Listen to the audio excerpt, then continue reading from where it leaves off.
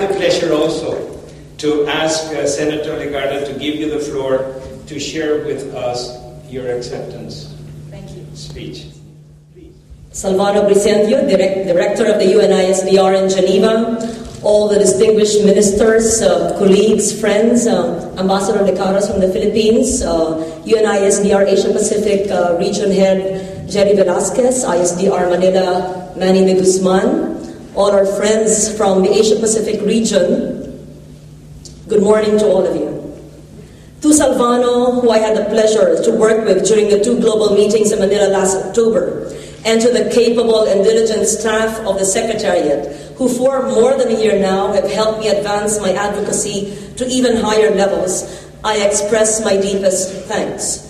It is with profound gratitude and great humility that I accept this appointment as Regional Champion for Disaster Risk Reduction and Climate Change Adaptation for the Asia-Pacific region. I am truly honored and I deeply appreciate this appointment.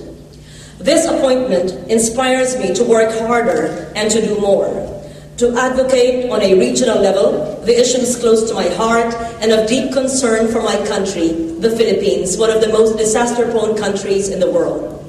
Climate change is a defining issue of our time. In the Philippines, the trend of rising temperature, rainfall variability, and sea level rise associated with climate change has been observed and has matched global trends. One poverty assessment showed that the El Nino occurrence in our country had raised poverty level to 28%. Another study noted the dramatic rise in economic losses and damages caused by disasters in recent years, which were suffered most heavily by the rural areas where poverty is most prevalent. The scenario in our region, the Asia Pacific, is grim. We will suffer stronger storms, heavier rains, more flash floods, more devastating droughts. Water will become scarce, food supply will be disrupted, families and livelihoods will be displaced, incidents of vector-borne diseases will increase. Our nations, our people, our poorest of the poor are most vulnerable to these disasters in the world.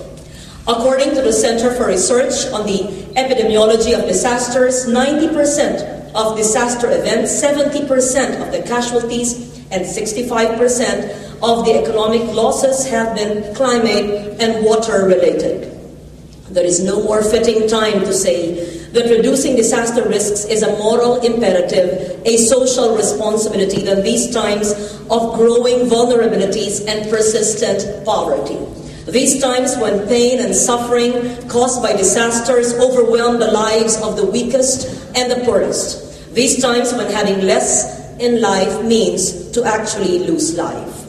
There is no more urgent time to act for the survival and future of our people in the Asia-Pacific region than now. Now is a time to use our disaster risk reduction tools that are already available, ready and tested. Adapting to climate change begins with reducing disaster risks. Nothing is in fact more basic. Now is a time to translate political commitments into more concrete actions and measurable gains at national and local government levels, for we are still far from achieving the goals of the Yogo Framework of Action.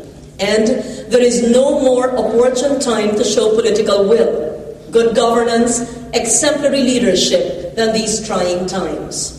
Now is a time to change old mindsets and to reform ineffective policies so we can disaster-proof our development efforts and mainstream disaster risk reduction and climate change adaptation more efficiently, more effectively into sustainable development agenda and strategies at all levels.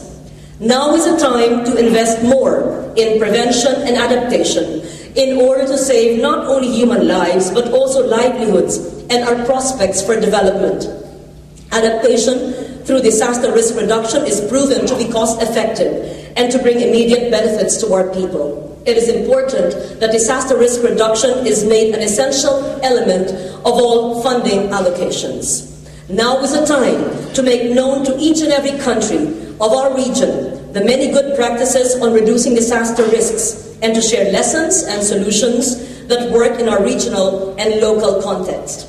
Now is a time to unite on these issues, transcending territorial boundaries, political persuasions, and institutional affiliations. Disaster risk reduction for climate change adaptation is undeniably everybody's business and our business here today. Now is a time. And today, in this high-level ministerial meeting, as great minds and persons of power meet, as we confront the many pressing issues at hand, we can express and show all together our strong resolve in taking the bold step forward to accelerate the implementation of the Hyogo Framework for Action and to raise awareness in all sectors at all levels.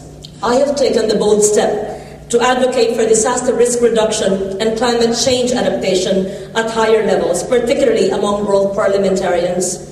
The challenge at the legislative front is clear. We need to legislate for a greater emphasis on disaster risk reduction at national levels.